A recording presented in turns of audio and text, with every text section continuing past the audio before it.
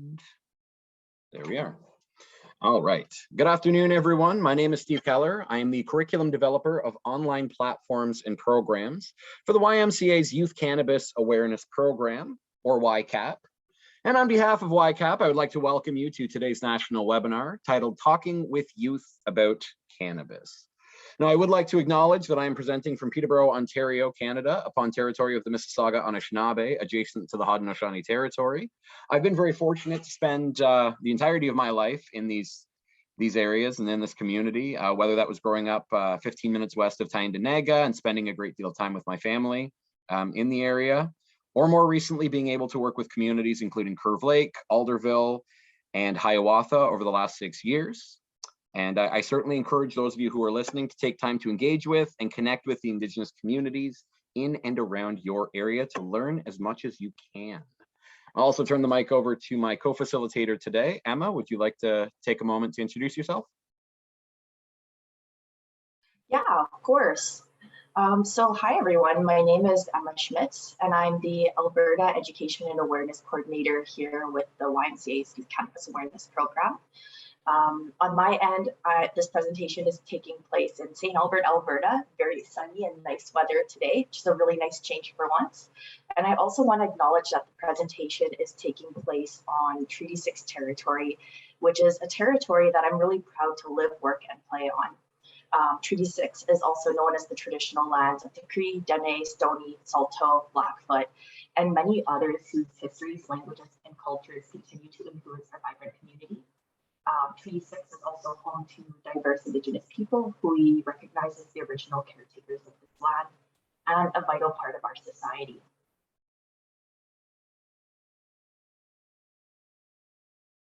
I noticed that I was just about to say, I noticed that your audio was just going a little bit quiet there right at the very end. But I was able to hear you, and our transcript did pick it up. Okay.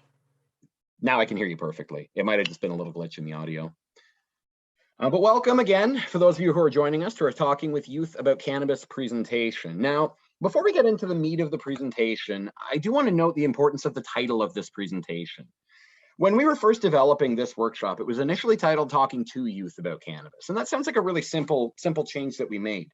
But we understand that in the past, discussions about substance use, particularly substances like alcohol, like cannabis, like tobacco, in many cases from adults or professionals to youth have often been one way.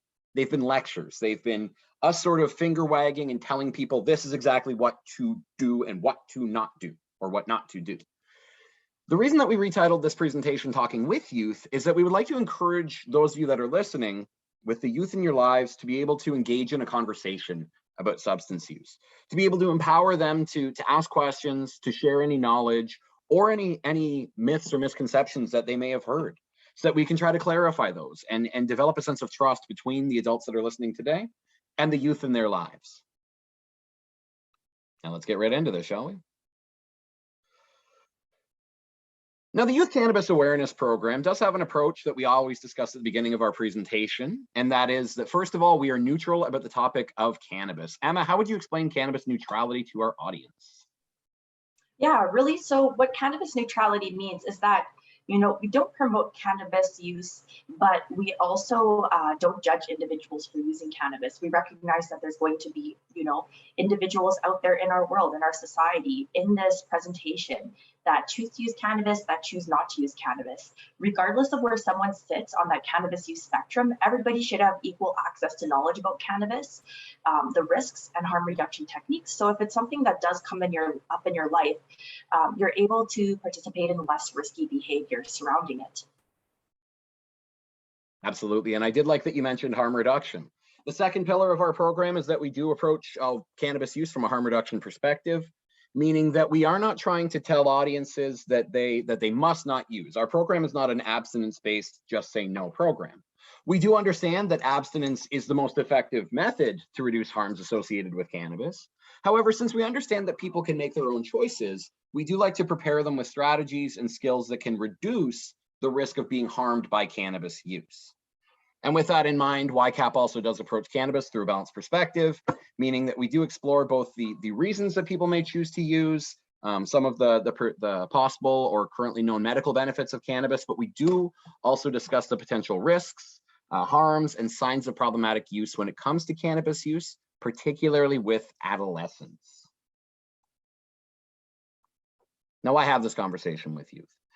Emma, we know that the current legal age for cannabis consumption in Canada is 19, right? With two exceptions being Alberta, where it's 18, and Quebec, where it's 21.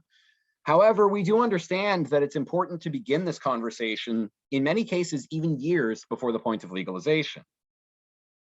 And that's because we know that recreational cannabis use was legalized about 4 years ago, but we also know that teens and young adults report a larger rate of cannabis use than any other 10-year demographic in Canada, particularly young adults. But we also know that the average age of onset consumption of cannabis is approximately 14 when it comes to teenagers. Additionally, we know that cannabis is the second most used substance by Canadian youth following alcohol, according to multiple reports. And we know that there are risks and harms associated with the use of cannabis. So therefore, with all of this in mind, it's certainly important that we begin the conversation about cannabis use before that age of initiation, again at around age 14. Now, when we speak to youth, and when we speak about cannabis use in particular, we understand that not everyone that uses cannabis will experience harms. Not everyone will experience problems. However, we do know there is a significant proportion of the population that chooses to use cannabis who may run into some harm, some mild, some unfortunately a little more severe. And with that in mind, we do have to consider any potential risk or protective factors when it comes to determining the possibility of harms from substance use. Emma, do you want to explain a little bit about risk and protective factors? Yeah, so like what Steve said, there's a variety of different factors that can really influence a young person's life and really their path from initiation to possible harmful substance use. And one thing that we want to highlight is that these specific factors, it's not equal for everyone. Some people experience more risks, whereas some people experience more protective factors. And really the factors can occur on a variety of different levels. It could be that personal level. It could be, their own personal mental health and gene variations. It could be on that micro level. So family functioning, maybe someone in a high functioning family, they'll have more protective factors than someone whose family functioning level isn't necessarily as high. It could be peer influences. For example, maybe a youth is in a group of friends where there's a lot of substance use involved. That could potentially be a risk factor. Or maybe they could have a really good friend group at school where, maybe they're in a lot of extracurricular activities. That could potentially be a protective factor. And then looking even wider on that macro level, it's that socioeconomic environment. So is the youth in a community where substance use is normalized? Are they in a community where maybe it's not normalized? As I mentioned before, these factors vary from individual to individual, and they're not distributed equally to everyone. Some individuals might be more at risk for, getting in touch with those risk factors, whereas others will be more in touch with developing those protective factors due to their own individual experiences. And one thing that we want to highlight is that the presence of risk factors and not having a lot of protective factors, they can really impact someone's susceptibility to developing harmful substance use patterns. Absolutely. Absolutely. Now, Emma, where do we see those kinds of risk and protective factors? You mentioned like the micro and the macro levels, but where do we actually see them if we want to actually be a little more sort of specific to the community at large? Yeah, so when we're looking at in the community in general, really, is cannabis available in the community? Are there favorable laws towards cannabis? And are there favorable social norms? So is it that in that specific, community, does society really value using cannabis? When we're kind of going down to that level of the school, it could be, are the peers at school using cannabis? Are they, having a negative school experience? Maybe a youth is not having a good time at school. Maybe they're getting bullied. Maybe there isn't an opportunity for them to participate in after school activities. When we're going to the family, it could be that maybe there's low parental monitoring. So maybe the parent isn't very in touch with their child. They're not 100% sure what they're doing in their after school life. Maybe it's low family bonding. So maybe the family isn't very close. Maybe there's lots of conflict. It could be favorable parental attitudes towards cannabis. And when we're looking at the individual level, It could be childhood trauma. That's a really big one. It could be that maybe the individual chooses to use cannabis before that age of 15. So they're using it when they're quite young. And it could be that maybe, when they have stressful things happening in their life, they start to use cannabis as a coping mechanism. On the other hand, though, there's several protective factors for each dimension. When we're looking at the community, it could be, opportunities for them to be social in their community. So that's when, these really awesome community organizations come into the place. I always like to give a call out to our local YMCAs. They give lots of opportunities for youth to be pro-social and get involved in their community. When we're looking at the school, it's, clear and healthy standards for behavior. And also a good quality of peer bonding. So maybe the youth feels like they're included in their school community. They have opportunities to make friends in their school community. When we're looking at the family, it's that, the family's a close family. There's good bonding there.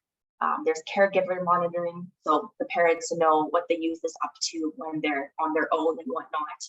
And then there's clear standards for behavior. Now, when we're going on the individual factor, last but not least, it's resilient temperament. And then also building those competencies and skills, so having those opportunities to kind of, learn different things that they like and be able to build on their skills so that when they're outside of school, when they're into that adult world, they're able to thrive. Now, one thing that we want to highlight is that in this presentation as a whole, we recognize that we can't cover all of these protective factors. But since this is a family-directed presentation, we're going to look at some factors that we can control. Now, we recognize we can't necessarily control the quality of family bonding. This is sometimes out of our control. But what we can really control is that caregiver monitoring, but also setting clear and healthy standards for behavior with the youth in your life. Now, Emma, I do have a question for you. Caregiver monitoring is sometimes misconstrued by some parents and some adults to mean that there has to be a constant level of monitoring, which can be really difficult when you have, say, youth that's in school 6-7 hours a day, or maybe they're working a little bit on the weekend, and those evenings when the kids are home, perhaps the parent, the guardian, is out at work on their own. Yeah. Is it important to just have a high quantity of that monitoring? No, it's not always just about that quantity, but it's really about the quality. It's, being able to have those open conversations with your youth. You have an idea, who their friends are, what types of activities that they like to do, etc. Absolutely. And I do see there's a question about the data about use of by youth since legalization. So from Richard, I would like to let you know, Richard, we do actually have another workshop that we will be showing both next month and the month after. One is titled Let's Talk About Cannabis, which is a presentation all about the different methods of consumption that youth may use. And the month after next, I will actually be debuting this year's version of our Youth and Cannabis Use Canadian Landscape, which is a data mining presentation looking at all of the trends in youth cannabis consumption, particularly not just since legalization, but since the onset of the COVID-19 pandemic. Though one thing I can say when it comes to youth changes in consumption since legalization is that we didn't see necessarily a massive increase in youth prevalence after legalization, nor did we see a massive decrease after legalization. Some surveys reported different numbers, but what we found from the larger sampling sizes was that youth that were going to use before legalization were still going to use after, and vice versa.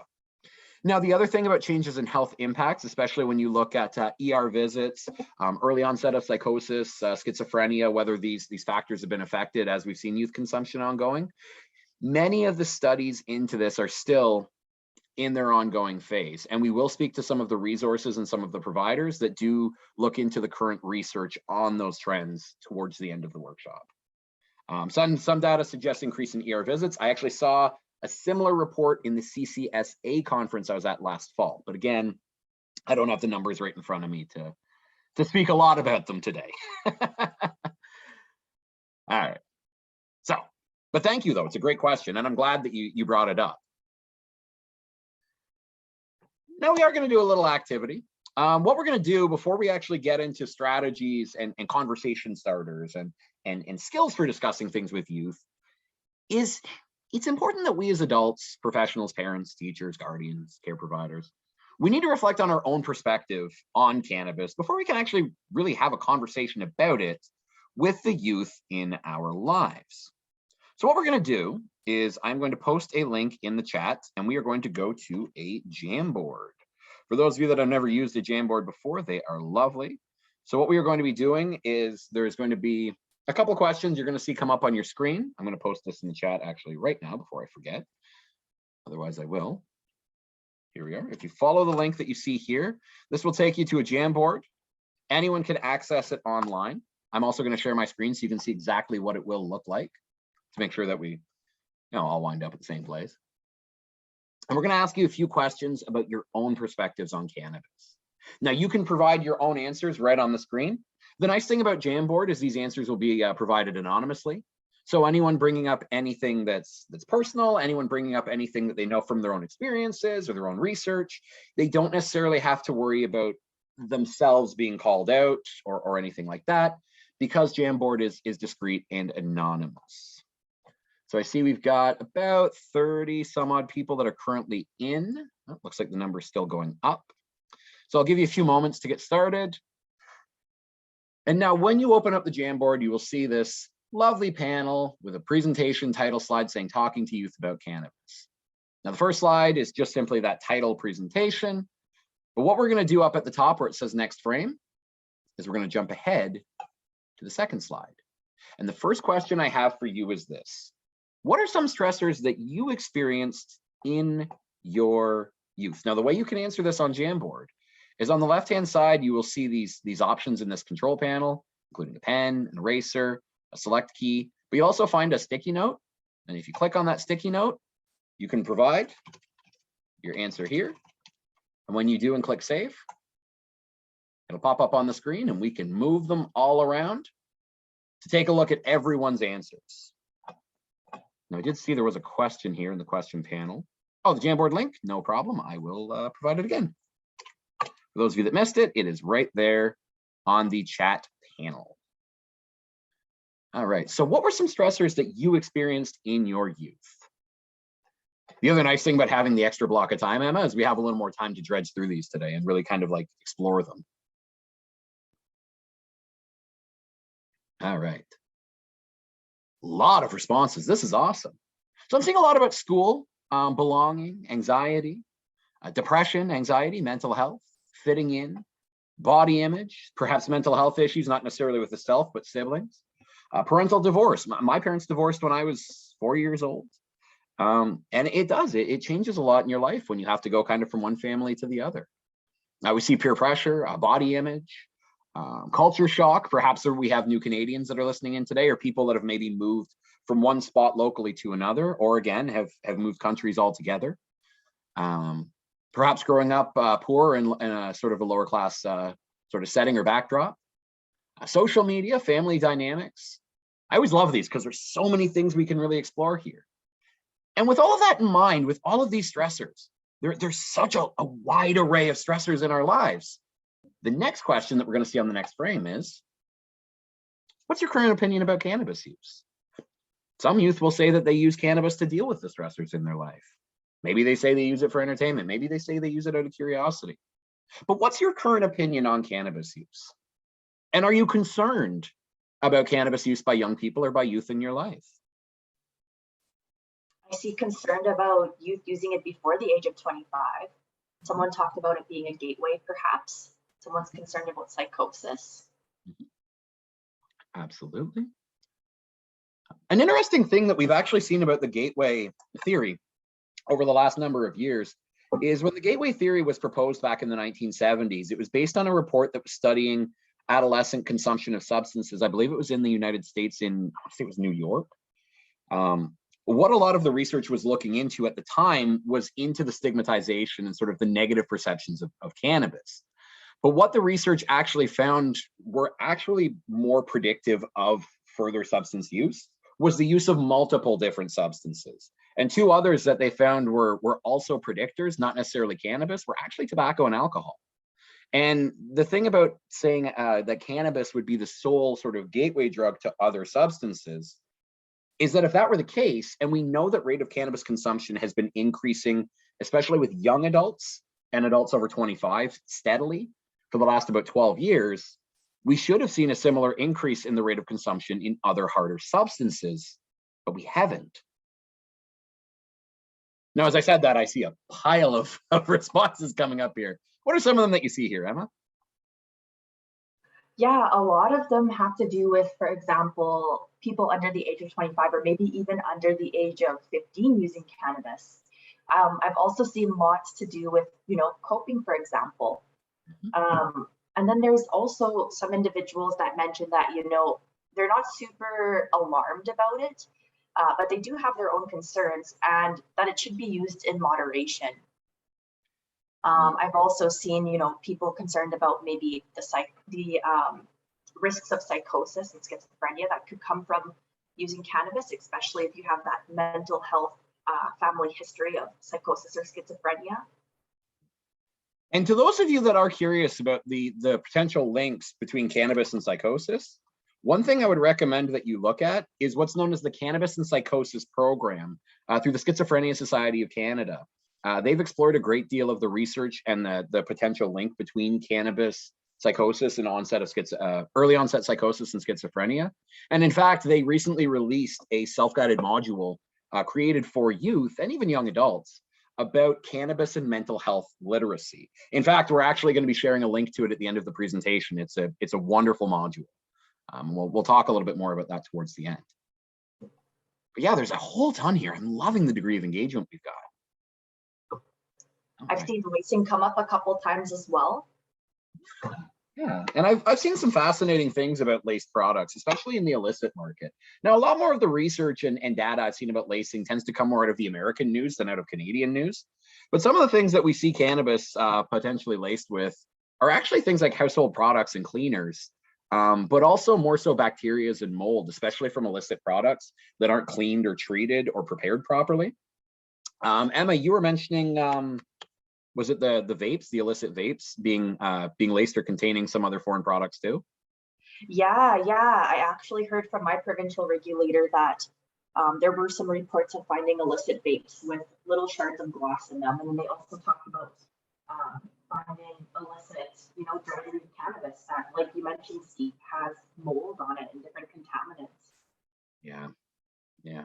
And I see a lot here looking at the high amounts used or the strong products, especially things like extracts. Now, we do have another presentation, and again, I really don't want to spend too much time self-promoting, but we do have a presentation next month that we will be looking at different methods of consumption titled Let's Talk About Cannabis, and we will be sharing the link to that on EENet in the next 4 or 5 days. All right, next question. What do you think has contributed or helped form your current opinion about cannabis? And some of you actually answered this on the last slide. It was experiences of others. I saw someone mention that they had a partner or someone that they knew that had used cannabis or perhaps misused cannabis, and that led or perhaps contributed to that partner abusing them. I see things here like the curriculum, frontline work with youth, experience of people around us, perhaps unknown. Some people may not have a lot of connectivity to cannabis. Perhaps they grew up in a culture or community whereby it was barely seen. Harm reduction training I saw, family member and ex-boyfriend using.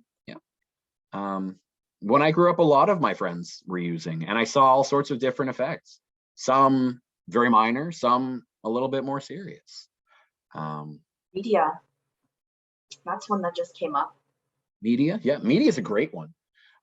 We've actually been talking a lot about media with youth lately, as one of our presentations that we do for younger grades actually discusses media impact and perception and understanding how substances like cannabis are depicted in media. Evidence about impacts on health, how to mitigate risk. The Just Say No workshops. Yeah, and that was it. The Just Say No workshops with that abstinence-only based approach, a lot of that was really based on fear-mongering. And we'll talk a little bit about not like, how would I put this? Some of the perhaps flaws in the abstinence-only approach a little bit later. Another one that I see that I want to bring up that I find is really interesting is someone wrote their personal connectivity and positive results from medical cannabis. So it's kind of good to see that there's that perspective shared as well.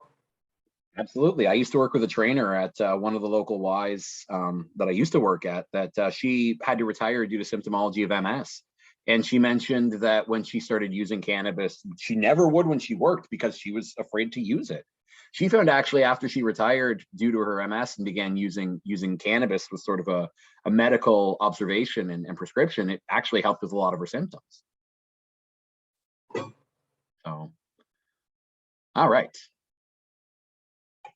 Next question. How do you think your point of view affects what you say, feel, or think about cannabis and those who use it? In our program, we have to speak a great deal about risks. We have to speak a great deal about the potential harms of cannabis, particularly for youth. And I found for me that has shaped a lot of the way I think about cannabis in the last 12 months. In particular, the last 12 months when I've had to do so much research, and the 6 months before that when I was just getting into the research. Yeah. What else? Harm reduction without judgment. I like that. A little cautious when having a discussion. Consciously neutral. And that idea of neutrality is really important because youth can pick up on your tone. I always say that kids know when you're off before you know when you're off. If you're having a conversation with a young person, they tend to pick up on that sort of any perceived bias, sometimes before we do as adults. I like big neutral. Were you smiling about that too, Emma? Yeah. Yeah, that one I like. Empathy, purposeful discussions. Absolutely. So a lot of this I find is the idea of trying to be neutral. And I see a little bit of a concern or like a hesitation from some people in having that discussion. Right? Yeah. Family history of drug use or addiction. You want them to know the risks. Absolutely you do. And it's important they do know them. And like I said, we are going to talk about some of them throughout this presentation. Don't want them to use as much as someone else or as much as you. Fair? Pressure to dump information. As someone that has to live in this research, I can feel that one too. You have so many points you want to bring up. All right. We have one more question. Do you remember at the very beginning we talked about things that might have caused stress? How do you manage stress and anxiety in your life? When I do presentations for youth, I often start off by asking them a question like, how many of them have had a bad day? And I get them thinking about when you have a bad day, what cheers you up? So similar question for adults. How do you manage stress? I see time in nature. That's something that really works for me as well. That's always a really good one. Good sleep. Sleep is super, super important. My background is like I got my bachelor's degree in kinesiology, and I remember when I took some of my courses in university, there was some research surrounding sleep, and just showing how, you know, not having good qualities of sleep can actually decrease your lifespan, really, and it can make you more at risk of developing like symptoms of like anxiety and depression. Sleep is a really big one for sure. I know a lot of times that they say when people are feeling upset or maybe they're feeling anxious, sometimes, you know, the idea that maybe they haven't had something to eat or maybe they didn't have a good night's sleep, that's a big thing for sure. And I'm loving the sort of variety of responses here, right? I see funny shows, I see good sleep, I see podcasts, I see baths. Baths is always an interesting one. A lot of people, someone will mention like a bath, a shower, or a swim when I'm doing a presentation, and other people look at them sort of strange, but there's really something to be said about that contact of like the water hitting the body and just how relaxing that feels. Totally. Or even not even just, you know, swimming or taking a bath, but, you know, sometimes it just feels good to walk by the lake or walk by the ocean if that's something that that's accessible to you. Absolutely. Now I see people mention some healthy ones, but I also see someone even mention sometimes unhealthy things. Maybe wine, maybe chocolate. I know some people take naps. Some people go get a Big Mac when they're stressed. Some people, they may have a drink. I used to work at a bar. I saw how busy it got on Friday nights. There were a lot of people in there that were looking to unwind after a long week. But people talked about Skype, taking long walks, laughing, spending time with pets. I have 2 dogs that I love spending time with, as long as my hound isn't barking because it's so loud. But there's a wide array here. And the reason that we like to bring up these multitudes of coping strategies is when you're having conversations with youth, especially if they're discussing that they use cannabis to cope, or they say that if you find out a youth is using and they mention they use it because they're stressed, they use it because they're anxious. Sometimes one of the things that we find helps is to point out healthy alternative coping strategies. In fact, this past month, I was speaking with our YSAP program, our youth substance awareness program, based out of Toronto, with one of their counselors about What are some of the coping strategies that they found have been effective to propose to youth when they're trying to reduce cannabis consumption? And a lot of them that he mentioned are things that we see here. He mentioned that a lot of youth found going for walks or doing something physically engaging helped take their mind off cannabis consumption or stress. He also mentioned watching TV, playing video games, kind of high excitement. He mentioned the idea of being around friends and spending time with loved ones. Even if you're not talking about what's bothering you, just being around them. That sense of community is an effective coping mechanism. And a big one he actually mentioned that caught both of us by surprise was he said a lot of youth find that journaling helps. Writing down what's on their mind. So whenever you're having a conversation about substance use, any substance use, and if the subject turns to coping, to stress, to anxiety, one of the things you can do is ask youth to consider what else do they do when they're feeling down, what else cheers them up, and remind them of having this wide array of coping strategies. That can be a harm reduction strategy in and of itself. Now, thank you all very, very much for participating in this. We are going to jump back over to the presentation. We're going to see one more of these slides in just a little while. But let's talk about discussion strategies. Emma, what are some discussion strategies that we can have when speaking with youth about cannabis? Yeah, so one thing that I'll highlight is that, when we're having these discussions with youth in our life, there's really no script, but these are some of the things that we can recommend. So the first one is setting goals. There's a variety of different goals that you could set with the youth, depending on the age and maybe the demographic that your youth fits into. So for example, the conversation that you're going to be having with, for example, a 12-year-old, it's not going to be the same conversation that you'd have with your 18-year-old. Maybe with the 12-year-old, your goal is just to find out what they know about cannabis. Whereas maybe with your 18-year-old, maybe you know that they use cannabis. Maybe you're wondering where on that cannabis use spectrum that they sit. Another one is to make sure that it's a conversation and not a lecture. Now, I remember when I was like 15 or 16, sometimes my parents would like to talk to me about things and it would always turn into a lecture. And as soon as it turned into a lecture, my brain just turned off. Go through one ear and out the other. Youth do not like getting lectured to.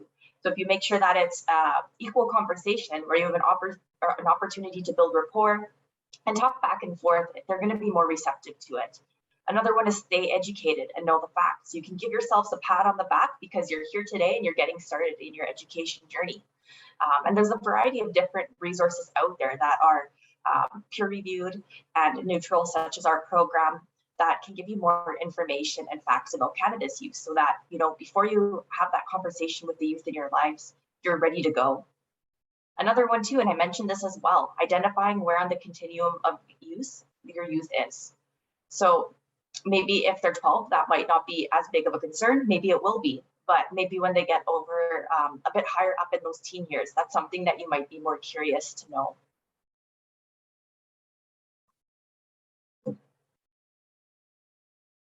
All right. So the next thing we're going to do is we're going to pitch a poll question to the audience and see what you think.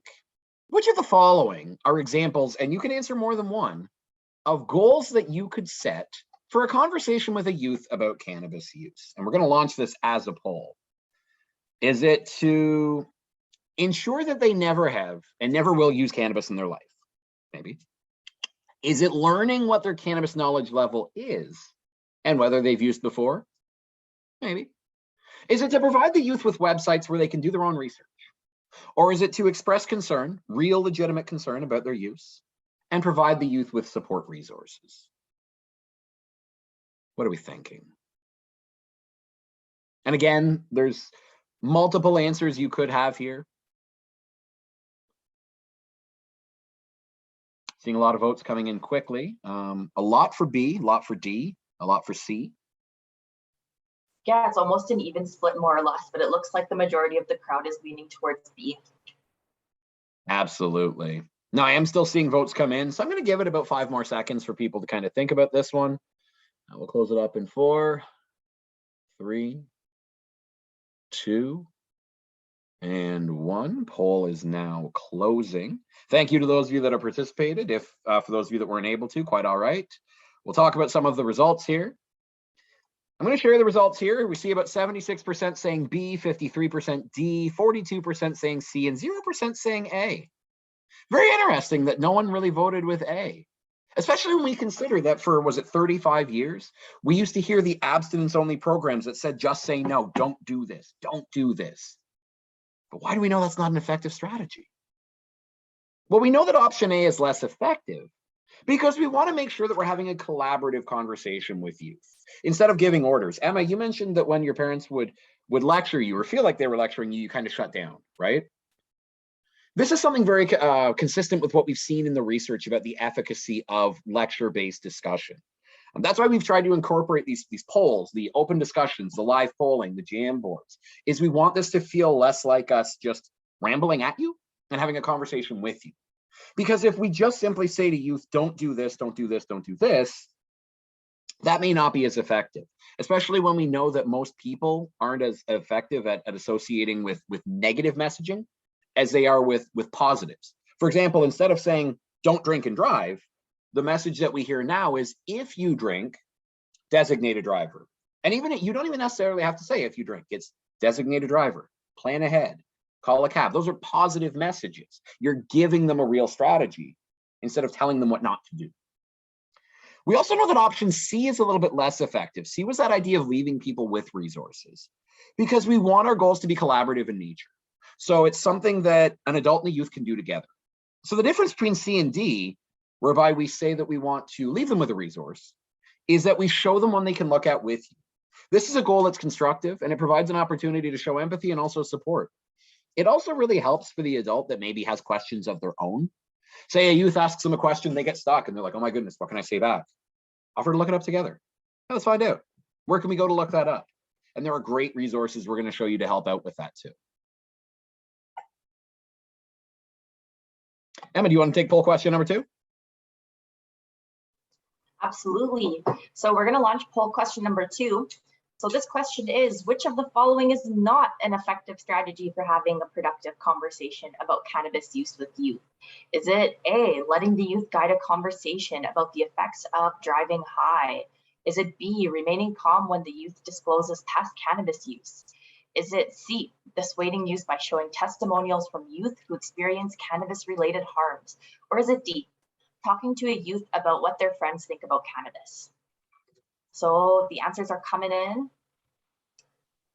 I see lots for C, a couple for A and a couple for D.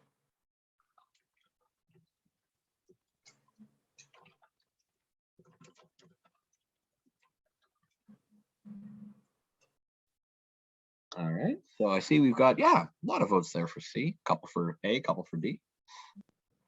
Got about 2/3 almost of the vote in. So shall we close it up in about 5 seconds again, Emma? Sure. All right, poll is closing in 5, 4, 3, 2, and 1. Poll is now closing. All right, so it looks like our majority is saying C, Emma. Yeah. All right, and we can move on to the next slide. So those that chose C are absolutely correct. So really, this is not an effective strategy, and it's really because the research has shown that youth can have negative reactions to discussions that rely really on those scare tactics. So if you're trying to dissuade youth by showing youth testimonials of other youth who maybe have experienced cannabis-related harms, they might think that you're just trying to use scare tactics on them. Maybe you're just trying to scare them. And as a result, they might not respond as well to that type of conversation. You need something that's not, your goal is not to scare them, but it's really just to come from that harm reduction perspective and have that collaborative conversation with them. Absolutely. And if they do ask questions, if they know you use and you bring up an experience that you've had, if it's negative, that's okay to do. It doesn't mean you repress those. But there's a difference between offering that in a real conversation when they approach you to ask that question, than to kind of force those over and over and over to try to terrify them, because we know that's not necessarily going to work. Now we're going to jump back to that Jamboard for one last slide. I'm going to pull this up. And for those of you that have closed it, quite all right, no worries at all. I'm going to pop the link back in the chat here one more time. So there's one more Jamboard slide I'd like to show you. In your experience, as a parent, as a teacher, care provider, maybe we have addictions counselors here, maybe we have clinicians, maybe we have child and youth care workers, Maybe we have nurses, maybe we have researchers, maybe we do have authorities here. What are some strategies that you use to create a safe and receptive environment to start a conversation with a youth about any difficult subject, not just substance use?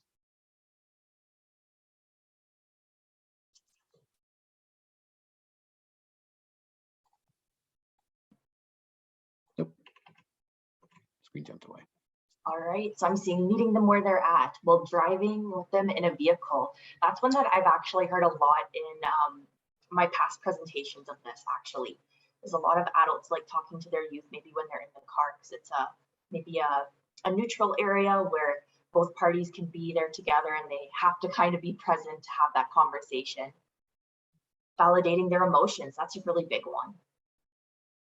Absolutely. And I was going to say the same thing about being in a car. My parents, when they separated, my mother lived in Peterborough, my father in Belleville. So we used to have these 1.5-hour long drives that my dad and I would take, and we'd have all kinds of hard conversations over those drives. Considering both sides, I like the idea of asking first if they're okay. This is a great, because you're talking about the importance of speaking about things in a safe and a relaxing atmosphere. One of the worst times to have a difficult conversation is in the heat of an argument. So for instance, let's just say that you know a youth who's recently been suspended or gotten in trouble as a result of substance use. And maybe you're upset. It's okay to feel upset. That's a human emotion. Maybe you're frustrated. But trying to have that difficult conversation about substance use when you're stressed can be extremely difficult and can sometimes cause them to shut down even further. When I was going through to get my B.Ed and learning about education, one of the things that we often talked about was, if you've had a tough day or a difficult conversation with a youth, with a parent, with a peer, is wait until the next day to have the conversation again. When things are calmed down, when you've had some time, to be a little bit more patient. I like the idea of asking questions. Asking questions is extremely important in difficult conversations, even if the youth doesn't know the answer, because you want to empower them to be willing to say they don't know. Just like you need to be willing to be vulnerable too. It's okay not to know everything. Emma and I don't know everything. We learn stuff about cannabis all the time. Not be confrontational. An open environment that's neutral. I like that. I like the idea of being genuinely interested in what the youth says as well. One thing we often hear spoken about in the social service sector is the idea of meeting the youth where they're at, meeting the client where they're at. And part of that does require a sense of empathy and a sense of interest. See any others here of interest, Emma?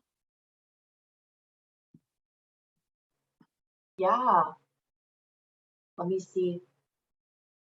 I honestly really like the validating their emotions one. I think that that's really awesome, because I know definitely, like, you know, if I was a young person and, you know, I was having a conversation about a very hard topic with my parents, if my emotions were being validated about the topic, I feel like I'd be more willing to open up and talk more about it, for sure. Another one that I see too is like that, keep talking to them every day about anything and stay involved in their lives. The one thing I'll mention about this conversation with cannabis, it's not just a one-off, it's something that it needs to be an ongoing conversation. And the idea of being able to talk about anything is great. Even if it's just simply, do you both watch sports? Do they have an interest that you don't? And just asking those questions. You have an interest. They know you care. That's a great way to show it. All right. Wonderful answers all around. One of the other things that we need to understand is the importance of language, right? When we speak with youth, the language that we use can make all the difference in determining how they're going to react to the conversation. So it's important to avoid using negative language or language that seems like you're giving them a command. For instance, the first word is the word but, right? You want to try to build off of a person's idea instead of conflicting with it. Quite often when Emma and I are in meetings or doing presentations, we often say like we're building off the other person's idea. You're not conflicting or opposing the idea because there's always validity there somewhere. You build off of it. They make a point, you say, all right, and what about this? All right, and have we looked at this? All right, and did you know? Blah, blah, blah, right? Instead of using the word should, it's the idea of would like, right? It's not trying to force them to do something, but saying, you know, it'd be good if you could do this. I'd like if you could do this. Another big one to avoid is the word bad or the word good when you're discussing substance use. Attaching morality to substance use can be very confusing for people, especially if you attach, say, a negative morality and then a youth sees someone using cannabis medicinally. Or if you attach positive morality to cannabis use and then a youth sees someone being harmed by it. So instead of calling it bad, it's talking about the potential harms, the fact that it can be harmful, right? Avoiding terms like stupid and replacing them with unhealthy. We do understand that cannabis can pose significant health risks, particularly to individuals with history of psychological conditions, but also even individuals with history of lung conditions. People with asthma, bronchitis, COPD, emphysema are recommended to avoid smoking cannabis due to the potential harms it can cause or worsening of symptoms in the lungs. Recent research has also pointed to the idea that individuals with a history of stroke, heart disease, or heart attack should also avoid the consumption of THC, because there has been recent research linking the use of THC in young adults to myocardial infarction. Replacing words like disapproval with concern, because you're expressing that you care, not that you're shutting them down. And finally, replacing words like disappointed with worried. Now, Emma, you talked about before you plan the conversation, the kind of goals you want to have. What are kind of some starters that you can have with teens? Yeah, so as mentioned before, there's really no script, but some ones that could potentially work is, I'm curious to know what you know about cannabis. Really, this is a really great starting point to have this conversation with your youth about the topic. It's great because it works for a variety of different ages. You could be talking with a youth that's maybe 12 years old, just to see what they know about cannabis. But if you have a youth that's 18 years old, this question works just as well. Another one is, I'd like to learn more about why you use cannabis. So maybe a youth in your life does use cannabis and you're curious about their use and you want to kind of know more. That's a really good conversation starter, because maybe you'll get a little bit more insight into their lives, some of the things that they're going through, etc. It could be because of pure use. It could be because they're curious. Maybe they're having some mental health concerns. If they're expressing that they're having mental health concerns through this conversation, then there's a good opportunity for you to get closer with that youth and help get them some support that they may need. Another one is, I heard that to deal with stress, a lot of kids your age smoke cannabis to relax. I was wondering what you think about that. I have noticed you've been feeling stressed lately and was wondering if you wanted to brainstorm some activities that would help you relax. This one doesn't necessarily directly talk about cannabis, but you're noticing that maybe the youth in your life has been under a little bit of stress. And it's really great because it's really collaborative. You're showing the youth that you care about them, and you're really willing to kind of sit down with them and help them build those coping strategies, as a group, which is really great. And the last one that we have that's a really awesome conversation starter is that smoking cannabis can be harmful, and I'm concerned about how much cannabis you use. So you're showing that you're concerned, you're showing that you care about the youth, and you're showing that you also are taking notice into their cannabis use. It's not like you're turning a blind eye to it, but you're taking a notice that, you're making them aware that that's something that they're doing, and you're just simply showing them that you're concerned.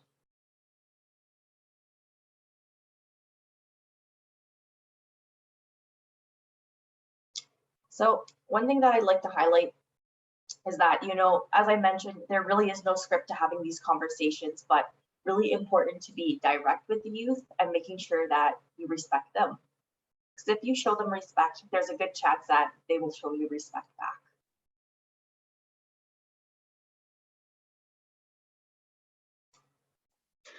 Now, we also talk about the importance of trying to do your research, right? Now, before you have the conversation with youth, it's really a good idea to try to familiarize yourself with certain topics. So, for instance, you want to understand what cannabis actually is and what causes its psychoactive effects. A lot of youth don't know the difference between cannabinoids like THC and CBD. We've done presentations in the last 6 months through our program to over 20,000 youth across Canada. And this is a common answer that a lot of them don't know. They often mistake THC for CBD. So understanding the difference between those substances and the effects on the body are important. Knowing the difference in types of cannabis products, whether that's edibles, whether that's vaping, whether that's smoking dried leaf, whether that's using oil sublingually. Understanding the potential harms of each method of consumption. In the past, when people would speak about cannabis use, or in the past when they would refer to it as marijuana, before we correctly began referring to it as cannabis, is that they would often just talk about general risks of the substance. But we understand as more and more research evolves that there are different risks to consider between vaping cannabis and smoking dried leaf. There's different risks to consider between eating a cannabis-infused brownie, for instance, and dabbing cannabis. We also know that there are reasons that can impact youth decisions around cannabis use, and really understanding this intentionality is a key step in opening up those conversations, to be able to ask if a youth discloses that they use, to get them thinking about why they started to use and maybe why they're still using. Certainly the risks of cannabis use, the risks of combining cannabis with other substances, including alcohol and tobacco. We do know that alcohol is the most commonly reported substance mixed with cannabis, and the effects of cannabis and alcohol can actually amplify one another, increasing the risk of overconsumption, alcohol poisoning, or even greening out or cannabis poisoning from overconsumption of THC. And it's also important to point out some of the misconceptions about cannabis.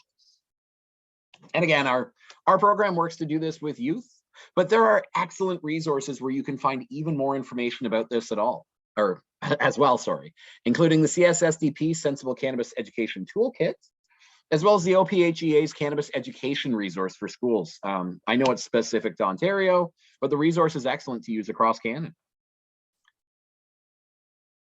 Now, one thing we talk about in every presentation is this idea that we do know there is a rate of cannabis dependency or cannabis disorder, whereby a certain percentage of people that use cannabis will experience dependent signs or qualities.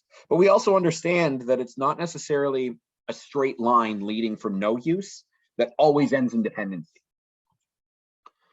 We know that not using cannabis avoids all risks. The most effective harm reduction is abstinence. There's no denying that. But while youth may not be using cannabis, they may still be considering it. They may still be seeing other people using it. So even if they're not using, it's never a bad time just to have a conversation about it, to educate them before those decisions come up. Where we see low risk use, this would be where an individual's setting limits. They're using recreationally. They're waiting to use until the age of 25, when their brain is fully developed and they're now of legal age to consume. They're designating sober drivers before traveling, and they're not mixing cannabis with other substances. Now, infrequent use still does have risks, and they may not be as significant as problematic use or dependent use. So it is still important to focus on harm reduction strategies. And if a youth mentions that they use, but they've designated a driver, celebrate that. That's a great thing, that they're using these strategies. Where we see risky and problematic use, this may be where an individual is using every day, multiple times on the weekend. It's beginning to have an adverse effect on their relationships or their school or work performance, and they may begin losing interest in other activities. Now, again, we may see an increase in negative effects here. So the goal, again, is to try to move towards those low-risk cannabis guidelines, many of which you would see highlighted in resources, including those found from the Canadian Centre on Substance Use and Addiction, or the CCSA, which I believe just put out a report this year. Was that right, Emma? I think you shared the link the other day with me. Yeah, that was a brand new report, and I'm actually going to put a link to the Canada's Lower Risk Cannabis Use Guidelines in the chat. This is something good that people may want to look at as well. Absolutely, thank you. And finally, where we see dependency, where we actually see cannabis use disorder. This is where the idea of cannabis use feels less like a choice. It becomes a primary coping strategy, and an individual may begin breaking laws, getting into trouble, or seeing increased physical and psychological effects as a result of elevated cannabis use. So again, the goal here is to promote resilience, to try to highlight and illustrate those other interests and coping mechanisms to try to restore some semblance of balance. And in serious situations, it's important to provide ongoing support. That may require additional treatment. That may require counseling. That may require inpatient treatments. That's a possibility. But what's important is to simply be there and provide those supports and make sure that youth can connect with them.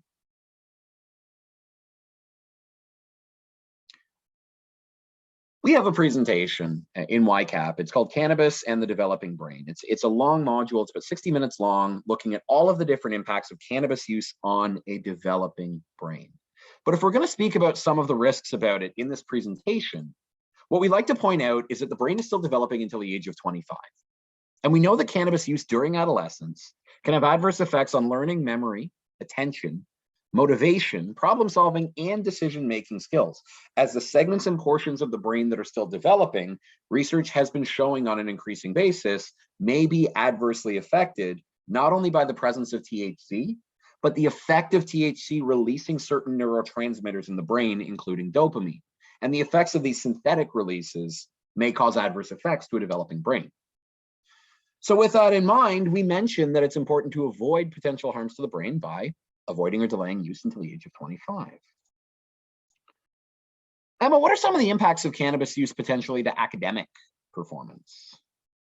Yeah, so we know that cannabis can impact the developing brain, so it really shouldn't be a surprise that the effects of cannabis can also impact someone's academic performance, and then almost as a result, the long-term success into adulthood. This can also be affected negatively by cannabis. So if a youth in your life that you know is using cannabis, they can avoid potential academic impacts by, they're limiting their use or they're avoiding use at times that require their attention and focus.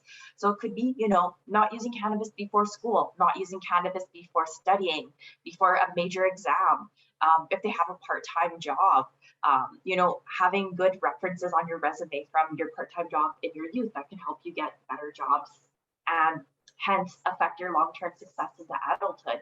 So, not only just on the academic side, but anytime that really, requires their focus and attention. Absolutely, and we have seen various resources suggest that the use of cannabis is associated with reduced educational attainment. We know, for instance, based on 2014 reports from the US, that teens who reported using cannabis at least 50 times by the age of 15 scored an average of approximately 3% lower on compulsory school exams than those who did not. And we also have seen, based on reports from the CCS over the last number of years, that there does appear to be a negative correlation between cannabis prevalence and academic sort of progression, so that individuals who use cannabis are less likely to achieve a post-secondary degree or diploma. Now, that doesn't mean no one will. We do know there are several people in college, in university, who do report using, but we do know that there is a negative correlation there to be spoken of. Now, the legal consequences. We understand that underage youth who buy, sell, or possess cannabis under the legal age can be charged under the Youth Criminal Justice Act. These charges can certainly include a criminal record as well as a fine. Here in Ontario, we know that the penalty for possession under 5 grams is a provincial offences ticket, which I believe ranges from $100 to $200. But multiple offences or possession over 5 grams can result in far more significant penalties for a youth. We also know that there are penalties for adults that try to get youth involved with using cannabis.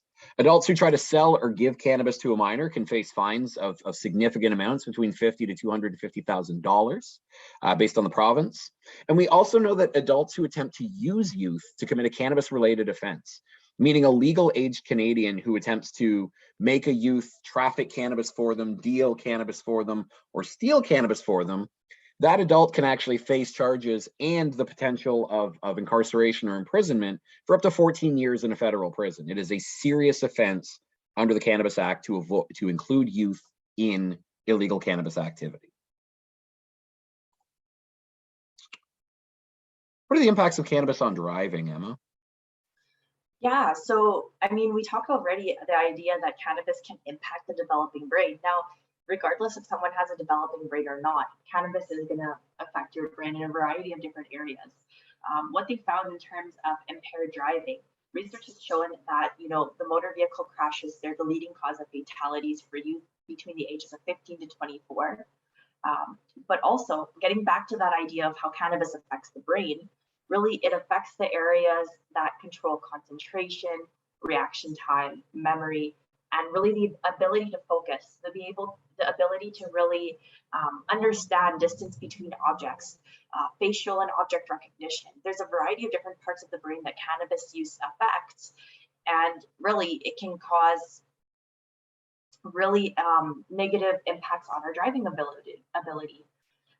So what they find is that in the research, according to CCSA, is that individuals between the ages of 16 to 34 years of age, they represent only 32% of the Canadian population, but they're around 61% of cannabis attributable fatalities. So due to the fact that cannabis has, such a big impact on our brain, and when we're driving in general, there's so many different things that we have to do. If you drive, you got to start at the right time. You got to stop at the stop sign and the stop lights. You got to tell the distance between you and the other driver.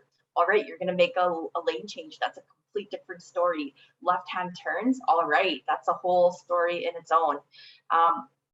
Now, there's a lot of things that you got to keep in mind when you're driving, and when you're under the influence of cannabis, it can really be detrimental to your ability to do all those different things.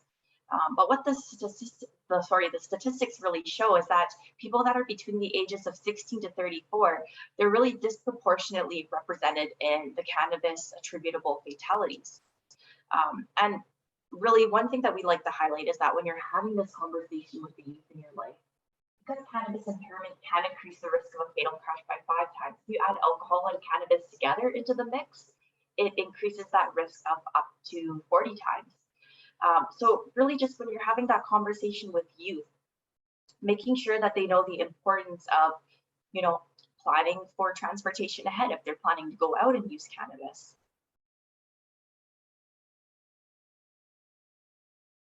So once again, really discussing with youth importance of planning transportation ahead and providing that support and finding a safe ride. Really what impairment means. A lot of times people will report in the statistics from what we've seen, people report driving under the influence of cannabis because they don't necessarily feel impaired. That's the most common reason actually that people report for driving after recent use of cannabis. And really just kind of highlighting with the youth that there is no magic number of hours to wait after using cannabis. The effects of cannabis can last a very long time. If someone's taking edibles, it could last potentially up to 24 hours. They may have some residual effects still. So really the main thing when it comes to impaired driving is helping support the youth in planning a safe ride.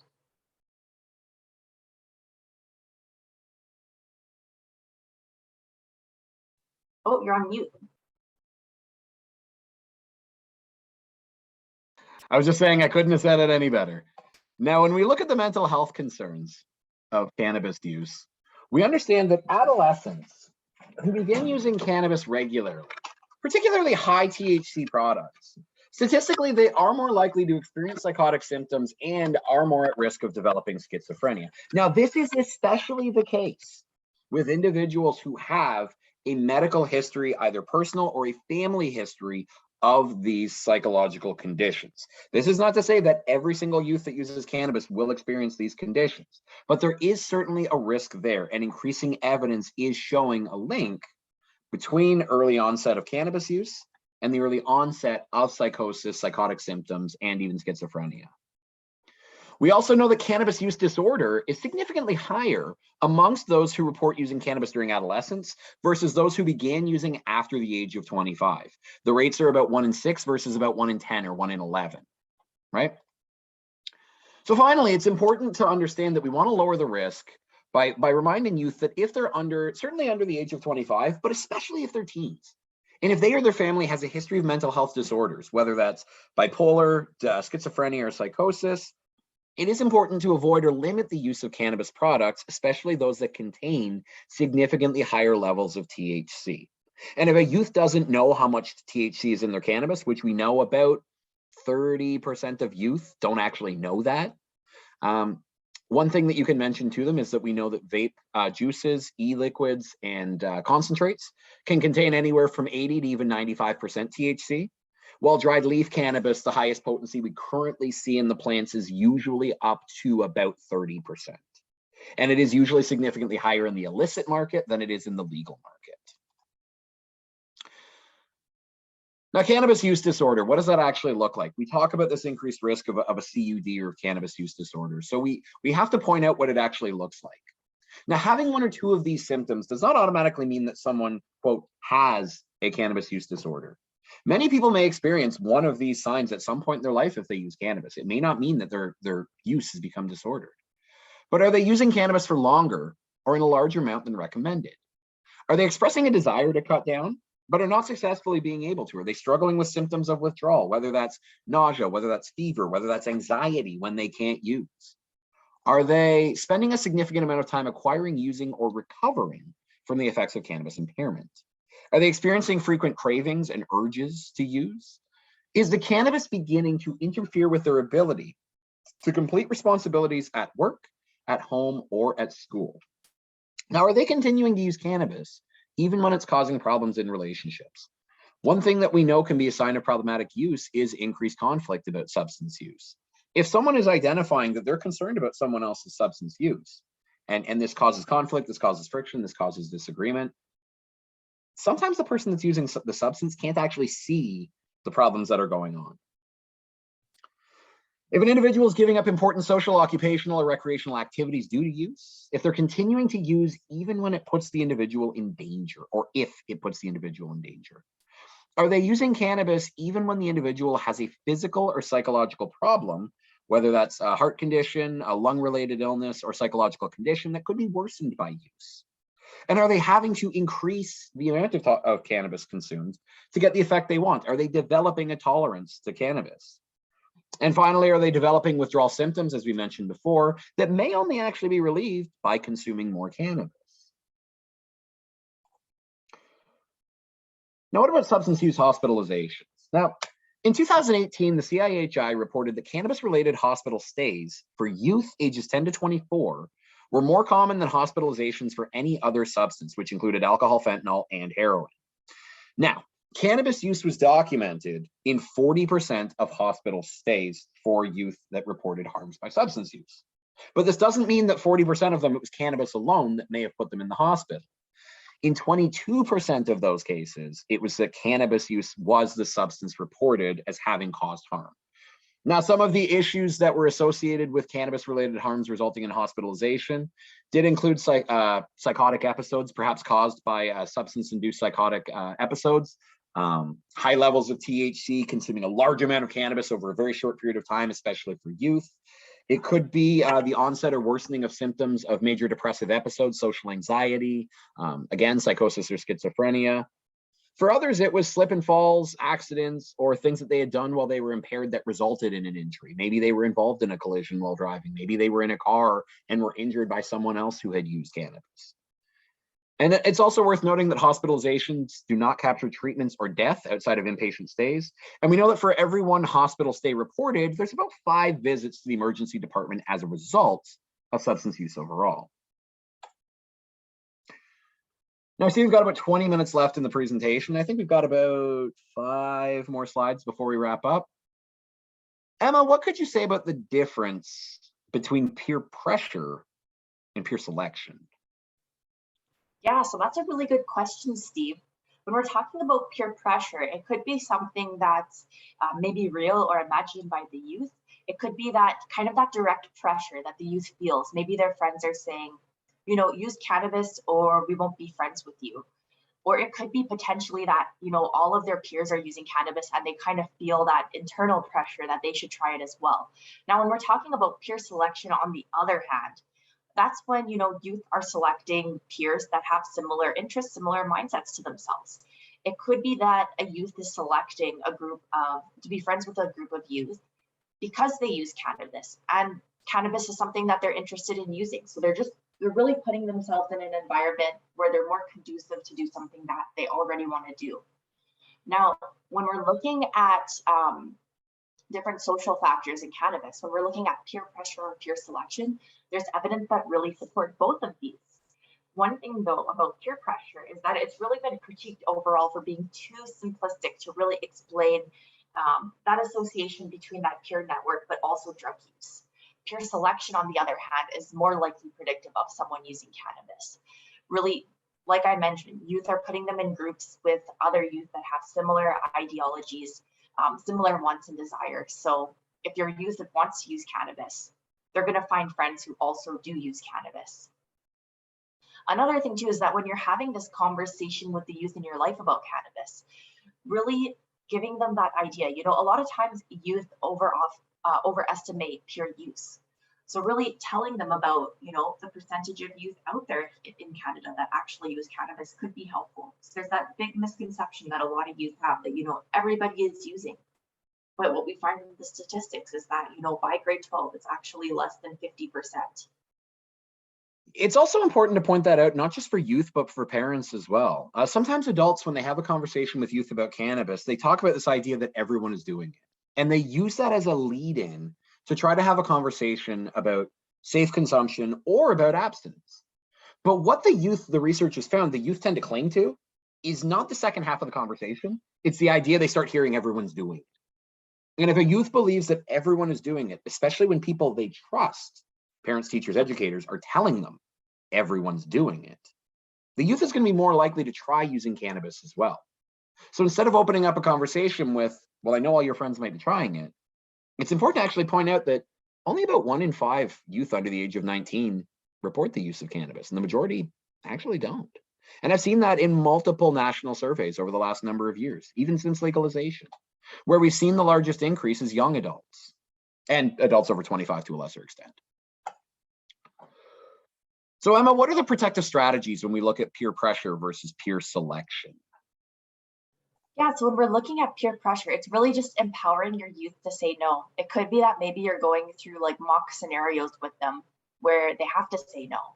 Another one is letting your youth know that they can use you as an excuse. Now, when I was in high school, I used my mom as an excuse for everything. If I didn't want to do something, I would just say, my mom needs help with housework, or, she wants me to go grocery shopping with her. My mom always told me that she was more okay with my friends not liking her than them not liking me, and me experiencing kind of that social anxiety of having disruptions within my peer group. So she was more than happy with me using her as an excuse. Another thing is taking time to really develop your child's life skills. So really helping them build their self-esteem. It could be that you're doing like affirmations with them and their social competence. Another one is peer selection. So really maintaining that open and honest dialogue about cannabis. As I mentioned before, this conversation is not a one-off. It's something that has to be ongoing. It's something that you recheck in with your youth as they grow up and as they age. Really empowering the youth to make decisions and express their beliefs. So once again, allowing them to have that open conversation with you, but also encouraging your youth to participate in activities and sports. Absolutely. And I like the fact that there's that idea that you can empower youth to say no. We said at the beginning that the idea of just say no doesn't work for everybody, but it's important that they understand it's okay to say no, and their choice is theirs. They may choose to use, but they can also choose not to. It's important they understand that choice is there and that they're okay to make it. Now, we also talked about monitoring strategies, and we understand that really every parenting style is different. But the strategies that we know tend to act as preventative measures do include spending time with your children on a regular basis. Now, a regular basis may not be every day. When I was young, my father and I only saw each other every other weekend. My stepfather worked late. My mother was gone first thing in the morning. She was working super early. We may not have seen each other a ton, but we did still have time to spend together. So that regular basis, it could be a night or two of the week. It could be a day on the weekend. It's having that regularly scheduled time that you know you can plan something together. It's also important to set a time at night for when your children should be home. We understand that curfews are certainly important for youth, making sure that they're home at a reasonable hour so that they're not out wandering the streets by themselves at night. There's a great deal of other harms and risks to consider. Perhaps discouraging unsupervised events, especially whereby substance use may be used. Now, again, if a youth does choose to go, it becomes important that you know that they know rather that they can call you if they need a ride, that they do still have that safe route of travel. So to discourage those unsupervised events is important, but to still give them safe options as well.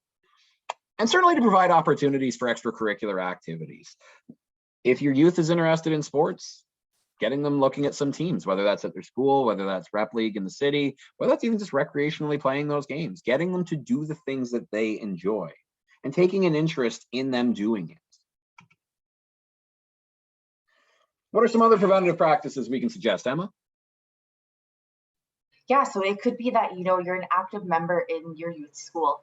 It doesn't necessarily mean that you're like the PTA mom or the PTA dad, but it could be as simple as, maybe the school has a bake sale and you're helping your child bake cookies or bake brownies for the bake sale. It could be that maybe every once in a while you're driving your child and their friends home to and from school. Maybe you're part of a carpool for their school.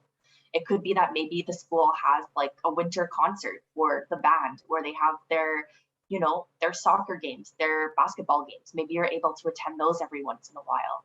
It's also being an active member in the community. This really allows you to get to know other parents and other support resources that exist. By being an active member in your community, you can really develop ties, and you can maybe with your community participate in different parental monitoring events, or even non-parental monitoring events. So that could be, for example, like a neighborhood barbecue. Maybe your community is having like a mental health walk or a triathlon or maybe a children's festival. Maybe that's something that you could potentially volunteer in, get to know more members of your community, but also making use of your community ties. So really with those other friends that you have that are parents or other community members, talking to them about parent monitoring events, talk to them about monitoring their youths, and maybe even talking about how you can bring cannabis educational materials into the youth schools, and even talking about how you can have these conversations about cannabis with the youth in their lives. Absolutely. And the very last slide before we do referrals and call it a day is to understand the idea of social norms. As recreational cannabis is becoming normalized, and we know it is, people are more comfortable talking about cannabis use now than they were before legalization. We've seen that in various reports. That's important. Reducing stigma is extremely important. And normalizing the conversation about cannabis is important because it invites the opportunity to promote these sorts of norms.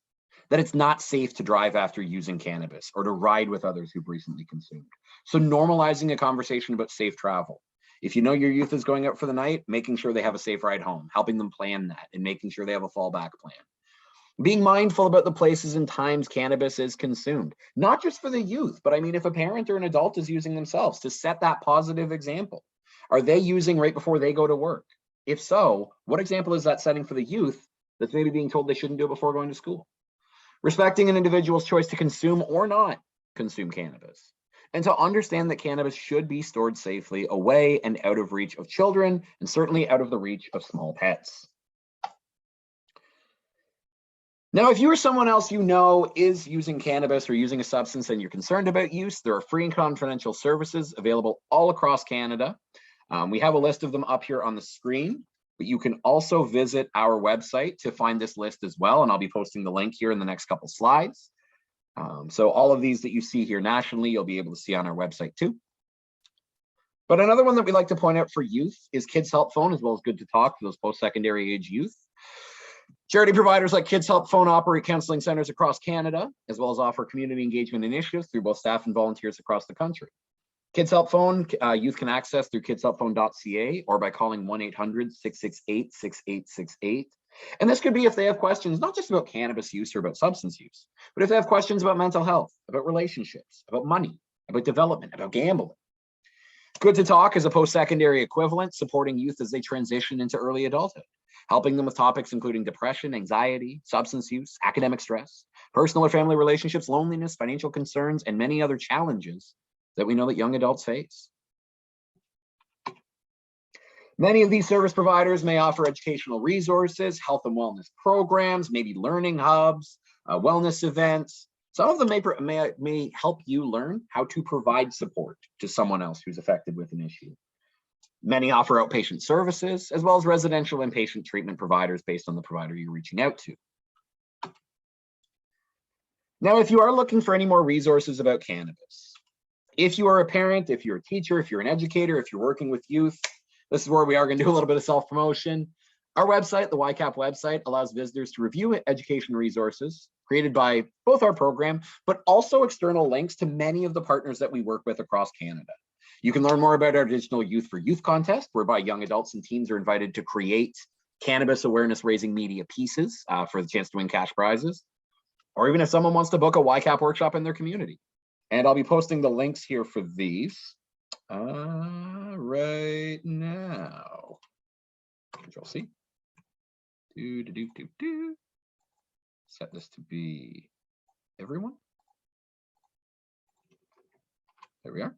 The second one is the Cannabis Knowledge Exchange Hub, created by CAMH, or the KE Hub. This connects service providers and other stakeholders from various sectors across Canada with credible and evidence-based information on the non-medical use of cannabis. They also offer a discussion forum, which allows the hub to connect professionals to others working in the same field.